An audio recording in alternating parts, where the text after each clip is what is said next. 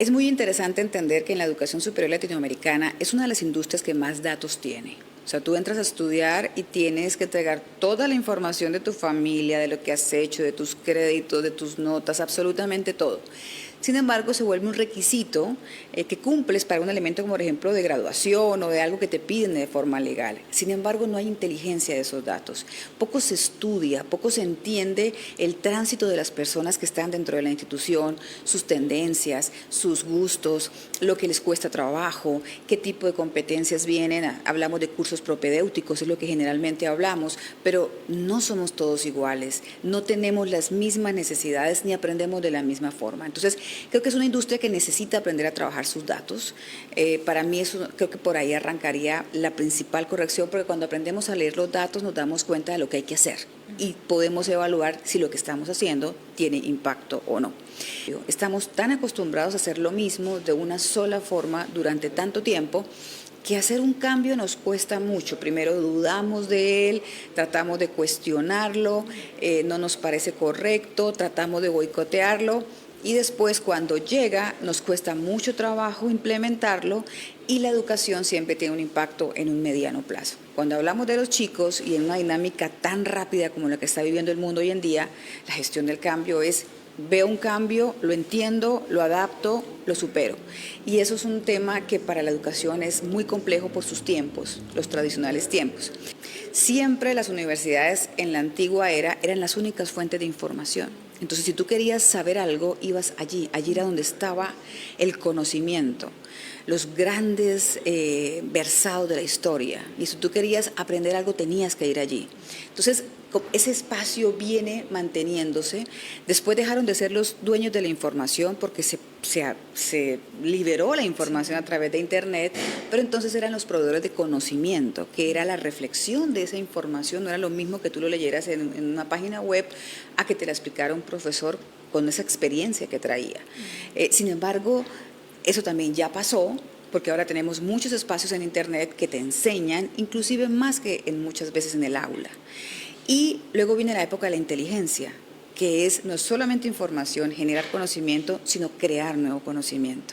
Y en ese punto es donde llega el cambio tan importante de este momento con la inteligencia artificial, donde la inteligencia ya no es sola de los seres humanos. Fue uno de los buenos impactos que tuvo la pandemia, enseñarnos y sacarnos de ese status quo de que solamente se podía aprender en un aula presencialmente, porque nos limita muchísimo. Yo creo que eso es lo que es el cambio, esa posibilidad de expandirnos, sacándonos de los propios límites que nosotros nos ponemos, porque creemos que solamente se puede aprender de una forma y por defecto invalidamos las otras formas, porque la educación virtual ya existía. ¿Qué pasaba? Que consideramos que no era de calidad. Entonces decíamos, si es virtual es porque no es bueno, entonces no vale, y lo demeritábamos. Cuando nos tocó a todos hacerlo, nos tocó aprenderlo y muchos lo hicimos mal porque no habíamos tenido la experiencia previamente. Y quienes estaban listos se notó de forma profunda que estaban listos, y de ahí un poco el impacto que tuvimos en instituciones que crecieron en la pandemia y otras que por el contrario cerraron, fracasaron o se debilitaron. Hace un tiempo escuché al presidente Bukele que decía que siempre hemos creído que las empresas dan empleo, pero que realmente no es la empresa la que da empleo, sino el consumidor. Y él lo mencionaba se me hizo extraño, nunca lo había escuchado, pero tiene mucha razón. El consumidor elige qué empresa continúa porque le presta un buen servicio. Y esa empresa es la que va a poder dar empleo. Pero si el consumidor no la elige, pues esa empresa va a fracasar y no va a haber empleo. Entonces, yo creo que es muy importante en esta época entender al estudiante. ¿Qué ha pasado también? Que hay generaciones que aprenden diferente, que consumen contenido diferente, que lo utilizan diferente. Y cuando venimos de generaciones mayores, generalmente descalificamos esa forma de aprendizaje por defecto, porque creemos que así no se aprende. Y evitamos la capacidad de escucha y la capacidad de entender cómo un estudiante joven quizás en lugar de escribir puede generar procesos cognitivos de una forma diferente. Y la inteligencia artificial lo que trabaja es con datos. Es el centro de la inteligencia artificial, es el almacenamiento, lectura y gestión de esos datos. Entonces, todo lo que sea en papel para mí, obviamente quiero ser como enfática y como que caiga como, pero ¿cómo se le ocurre decir eso? Pero como para que nos sacudamos, yo pensaría que todo lo que esté en papel ya para mí no funciona. Habría que entender que para qué es muy sustentable. para que haya objeciones, pero la norma, la regla sería que ya no, salvo que haya una utilidad muy declarada y funcional, porque a veces decimos, es que es lo mejor, pero ¿por qué? No, porque es que así aprendes mejor. ¿Dónde está? ¿Qué otra forma has intentado que no ha funcionado? No es que yo siempre lo he hecho así y así me ha funcionado.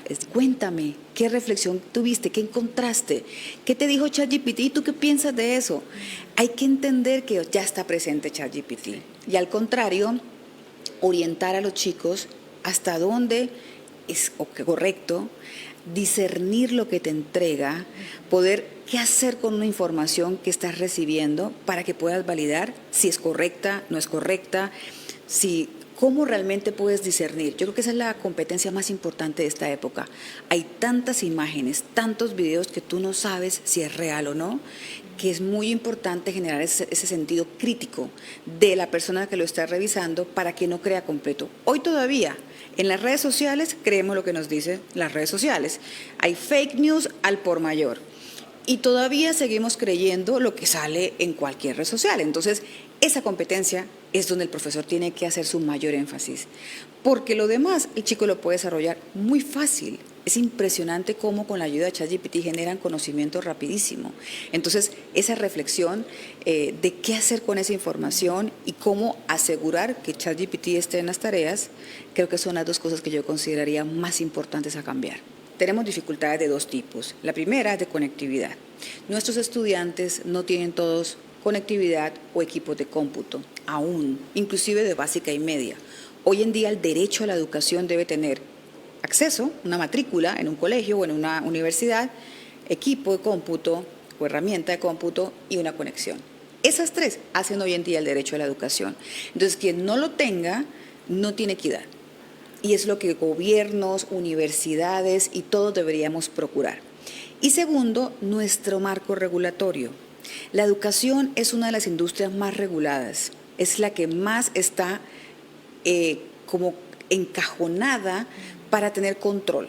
Si tú te fijas, todo lo que dice la regulación en educación es para controlar, es decir, cómo yo aseguro que no se haga algo indebido. Y ese marco que tú le pones, lo que hace es que no te permite probar cosas, no te permite innovar, porque castiga al que se salga de ese marco. Entonces las universidades se están acostumbrando a hacerlo en ese marco porque así les permiten funcionar, tanto las públicas como las privadas. Entonces innovar lo estamos castigando. Entonces cuando yo hablo de una universidad que quiere innovar, tiene tantos problemas, tiene que invertir él mismo en la innovación porque hay que traer gente de afuera, equipos y demás. Tiene que asegurarse que sus estudiantes tengan la capacidad de seguir esa innovación, porque si no va a tener problemas porque el estudiante se va a quejar de que no puede acceder a la educación.